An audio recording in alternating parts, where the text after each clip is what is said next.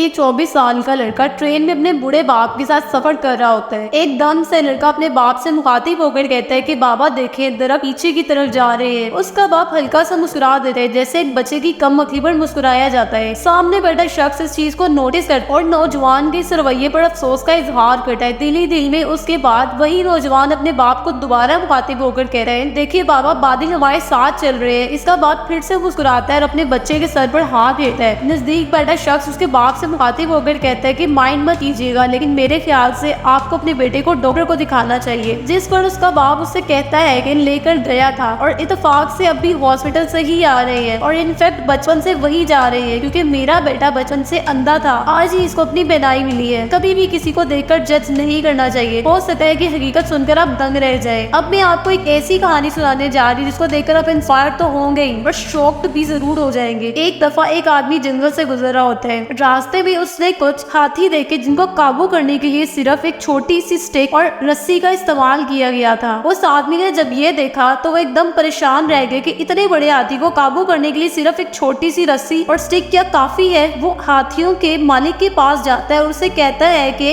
हाथी तो किसी भी वक्त ये रस्सी तोड़कर खुद को आजाद कर लेंगे, आप ऐसा करें, इनको जंजीरों से बांधे। जिस पर मालिक जवाब देता है और कहता है कि जब ये हाथी बहुत छोटे होते हैं तो इनको एक रस्सी से बांध दिया जाता है। उस वक्त ये खुद को आजाद करने की पूरी कोशिश करते हैं, लेकिन क्योंकि ये छोटे होते हैं और इससे तोड़ नहीं पाते, और फिर टाइम गुजरने के बाद जैसे जैसे कि बड़े होते हैं उनके दिमाग में ये चीज फिट हो जाती है कि हम तब भी तोड़ नहीं सके और अब भी ये पॉसिबल नहीं है। मालिक कहता है कि इसलिए ये भागने की या रस्सी को तोड़ने की कोशिश ही नहीं करते हैं। इन हाथियों की तरह हम इंसान भी जब किसी चीज को करना शुरू करते हैं और अगर रातों रात सक्सेस नहीं मिलती तो हम हिम्मत हार जाते हैं और अपने दिमाग में उस चीज को फिट कर लेते हैं। हमें जिंदगी में जद्दोजहद कभी नहीं छोड़नी चाहिए, क्योंकि नाकामी कामयाबी की पहली सीढ़ी है।